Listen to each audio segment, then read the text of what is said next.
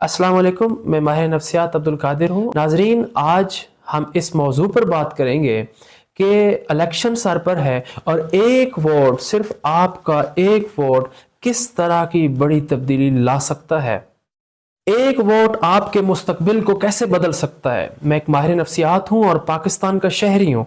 आज मैं आपसे एक बहुत ही अहम मौजू पर बात करना चाहता हूँ। The upcoming election on February 8, 2024. The choice, how one vote can change your future. As a psychologist, I know how voting can affect your mental health and well-being. एक माहिर नफ्सियात के तौर पर मैं जानता हूं कि वोटिंग आपकी जहनी सेहत और तंदुरुस्ती को किस तरह मुतासिर कर सकती है। Voting is more than just a civic obligation. It involves a complex interaction of voter psychology. Voting सिर्फ एक शहरी जिम्मेदारी नहीं है, बल्कि इससे ज़्यादा यह है कि इसमें राय दहिंदगान की नफ्सियात, बैरूनी अवामिल और अंदरूनी तहरीकों का एक पेचीदा तामुल शामिल है।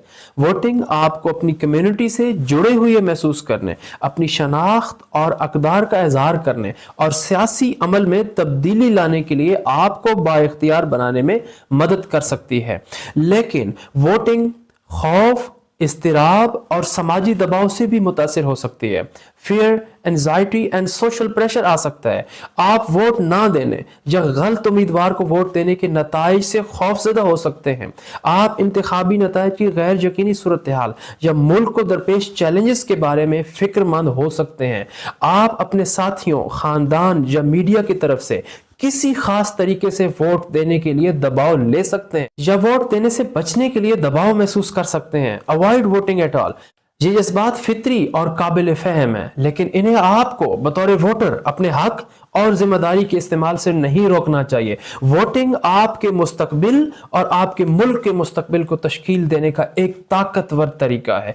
आपका वोट उन पॉलिसियों और उन प्रोग्रामों पर नुमाया असर डाल सकता है जो आपकी जिंदगी, आपके खानदान, आपकी तालीम और आपकी सेहत और आपकी अमूमी बहबूद को मुतासिर करती हैं। आपका वोट मुल्क की सिमत और इस्तेकाम के साथ साथ दीगर अक़वाम और दुनिया के साथ उसके तल्लुकात को भी मुतासिर कर सकता है।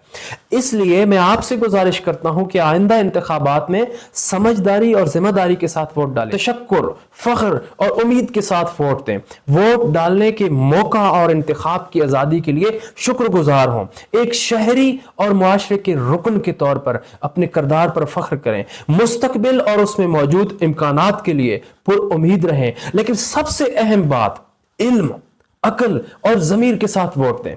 अपनी तहकीक करें और उम्मीदवारों को, उनके प्लेटफॉर्म्स को, उनके रिकॉर्ड के बारे में जानें, उनकी खूबियों और कमजोरियों को जानें, उनके वादों और अमाल को जानें। उनके विजन और अक़दार का जायजा लेने के लिए अपनी तनकीदी सोच और तज्ज़ियाती सलाहियतों का इस्तेमाल करें। बेहतरीन फैसले की तरफ रहनुमाई के लिए अपने अंदरूनी आवाज और अपने अखलाकी कंपास को इस्तेमाल करें। अपने अखलाकी कंपास को सुने।